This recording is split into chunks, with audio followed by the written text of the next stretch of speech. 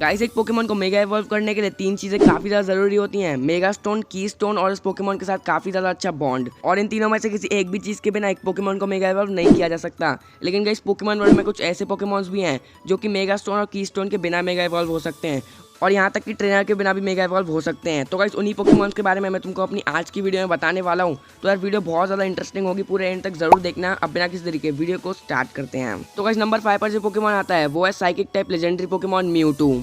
तो guys Mewtwo जो है वो बिना ट्रेनर के मेगा इवॉल्व हो सकता है, और इसके बारे में तो यार ज़्यादातर सब लोगों को पता होगा कि म्यूटू जो है वो बिना ट्रेनर के मेगा इवॉल्व हो सकता है। लेकिन गाइस ज़्यादातर लोगों को ये नहीं पता कि म्यूटू जो है वो बिना ट्रेनर के मेगा इवॉल्व कैसे होता है। तो गाइस वो भी अब मैं तुमको एक्सप्लेन करने वाला हूँ कि वो बिना ट्रेनर के मेगा इवॉल्व होता कैसे है। तो देखो गाइस म्यूटू को बनाया था मिस्टर फूजी नाम के ग्रेट साइंटिस्ट ने, और उन्होंने म्यूटू को बनाया था म्यू और जिम लीडर ब्लेन के डीएनए से। और जिम लीडर ब्लेन जो है वो एक ह्यूमन है, तो जो म्यूटू है उसके अंदर एक ह्यूमन का भी डीएनए है। इसीलिए गाइस तुमने नोटिस किया होगा कि जो म्यूटू है वो थोड़ा थोड़ा ह्यूमन जैसा भी दिखता है, क्योंकि उसके अंदर जिम लीडर ब्लेन यानी कि एक ह्यूमन का भी डीएनए है। इसीलिए उसको हाफ ह्यूमन हार्ट पोकेमॉन भी कहा जाता है। यानी कि एक तरह से तुम कह सकते हो कि जो म्यूटू है वो आधा इंसान है। इसी वजह से वो बिना किसी और इंसान के, किसी और ट्रेनर के वो मेगा इवॉल्व हो सकता है खुद से ही। तो अब तुम लोग समझ गए हो कि जो म्यूटू है वो बिना किसी ट्रेनर के कैसे मेगा इवॉल्व होता है। तो अब बढ़ते हैं नंबर 4 की तरफ। तो गाइस नंबर 4 पर जो पोकेमॉन आता है वो है ड्रैगन और फ्लाइंग टाइप का लेजेंडरी पोकेमॉन रक्वेजा। रक्वेजा भी एक काफी ज्यादा पॉपुलर लेजेंडरी पोकेमॉन है। और गाइस तुम सबने इसका जो मेगा एवोल्यूशन फॉर्म है वो तो गाइस देखा ही होगा, कितना ज्यादा कूल लगता है जब मेगा इवॉल्व हो जाता है तब। और गाइस तुमको ये भी बता दूं कि जो रक्वेजा है वो भी बिना किसी ट्रेनर के मेगा स्टोन, की स्टोन इन सब के बिना मेगा इवॉल्व हो सकता है। तो गाइस अब मैं तुमको एक्सप्लेन करता हूँ कि जो रक्वेजा है वो मेगा इवॉल्व कैसे होता है बिना किसी ट्रेनर के। तो गाइस रक्वेजा को मेगा इवॉल्व होने के लिए एक अटैक सीखना पड़ता है, एक मूव सीखना पड़ता है, और उस मूव का नाम है ड्रैगन असेंट।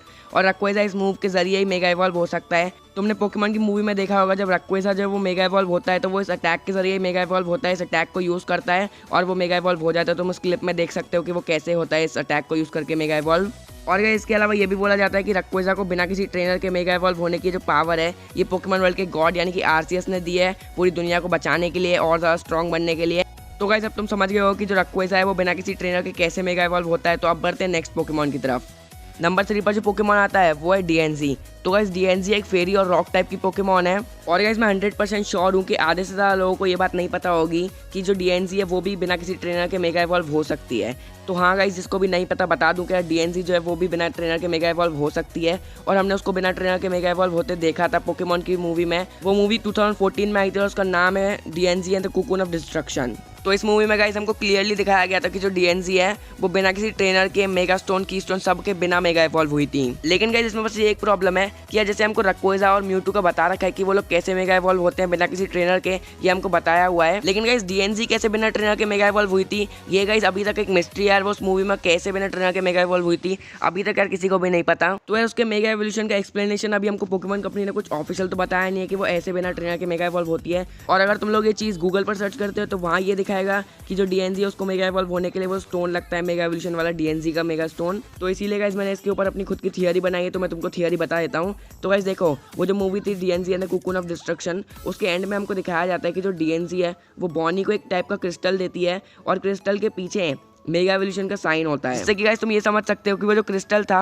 वो या तो एक मेगा स्टोन था या फिर एक की स्टोन था। तो गाइस इससे हम ये समझ सकते हैं कि वो जो डीएनजी है उसके पास ऐसी पावर होती है जिससे कि वो खुद से एक मेगा स्टोन और की स्टोन बना सकती है, और वो खुद से एक मेगा स्टोन भी बना सकती है। तो वो उसी मेगा स्टोन को यूज करके खुद से ही मेगा इवॉल्व हो सकती है बिना किसी ट्रेनर के। लेकिन गाइस ये कुछ ऑफिशियल नहीं है, मैंने अपनी बस थियरी बना के तुमको बताया कि शायद से वो ऐसे मेगा इवॉल्व होती होगी। तो चलो गाइस अब बढ़ते हैं नंबर 2 की तरफ। नंबर 2 पर जो पोकेमॉन आता है वो है, तो गाइस नंबर 2 पर आते हैं लैटियाज और लैटियोस। तो गाइस मुझे पता है तुम लोगों को नहीं पता होगा इनके बारे में भी कि ये दोनों भी बिना किसी ट्रेनर के मेगा इवॉल्व हो सकते हैं। और गाइस हमने इन दोनों को भी बिना ट्रेनर के मेगा इवॉल्व होते देखा है पोकेमॉन की एक मूवी में, और उस मूवी का नाम है Pokemon the movie Hoopa and the clash of ages. तो गाइस इस मूवी में हमने साफ साफ देखा था कि जो लैटियाज और लैटियोस हैं वो दोनों बिना किसी ट्रेनर के मेगा इवॉल्व हुए थे इस मूवी में। और गाइस बता दूं उस मूवी में लैटियाज और लैटियोस को कोई भी ट्रेनर नहीं था।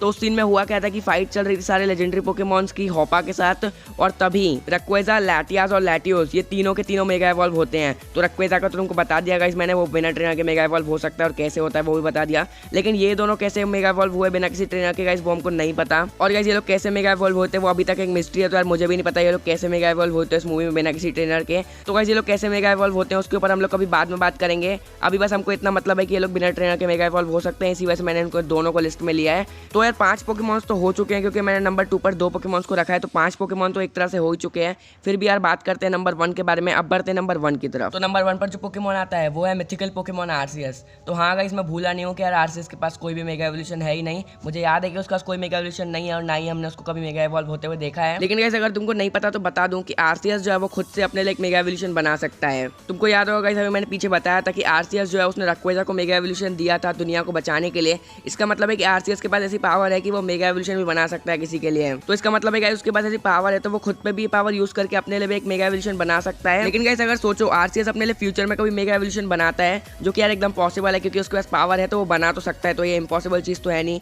तो अगर उसने बनाया अपने लिए मेगा एवोल्यूशन, तो अगर वो मेगा इवॉल्व होगा तो यार ये बात तो एकदम ऑब्वियस है कि वो बिना किसी ट्रेनर के मेगा इवॉल्व होगा, क्योंकि कोई भी ऐसा ट्रेनर नहीं जो कि आरसीएस को कंट्रोल करता है। तुम सबको पता होगा इस आरसीएस जो है वो गॉड पोकेमॉन है, तो कोई भी ट्रेनर उसको कंट्रोल नहीं करता। तो इसका मतलब अगर उसको मेगा एवोल्यूशन आ गया तो वो मेगा इवॉल्व भी खुद से ही होगा, क्योंकि कोई ट्रेनर तो है नहीं आरसीएस का। और उसने रक्वेजा को भी बिना किसी ट्रेनर के मेगा इवॉल्व होने की पावर दी है, तो इसका मतलब है वो खुद के लिए भी ऐसा कुछ कर सकता है, जैसे कि वो भी किसी अटैक से मेगा इवॉल्व हो, या फिर यार वो तो अपने लिए कुछ भी कर सकता है। वो गॉड पोकेमॉन है तो वो कैसे भी मेगा इवॉल्व हो सकता है। तो गाइस आरसीएस को मैंने लिस्ट में बस इसी वजह से लिया था क्योंकि उसका जो मेगा एवोल्यूशन है वो एकदम पॉसिबल है। उसके खुद के पास पावर है तो वो अपने लिए भी बना सकता है मेगा एवोल्यूशन। और ये भी यार कंफर्म ही है क्योंकि उसका कोई ट्रेनर तो है नहीं, तो वो बिना ट्रेनर के मेगा इवॉल्व होगा। तो गाइस इसी वजह से मैंने आरसीएस को नंबर 1 पर रखा था। तो गाइस यही थी हमारी आज की वीडियो पसंद आए तो एक लाइक जरूर कर देना गाइस। एम करते 500 लाइक्स के लिए। और गाइस अगर चैनल पर नहीं तो सब्सक्राइब करके बेल आइकन को भी दबा देना ऐसा ही पोकेमॉन का अमेजिंग कंटेंट देखने के लिए। और इंस्टाग्राम पर भी फॉलो कर लेना, लिंक तुमको डिस्क्रिप्शन बॉक्स में मिल जाएगी। तो आज के लिए इतना ही। Thanks for watching, bye bye.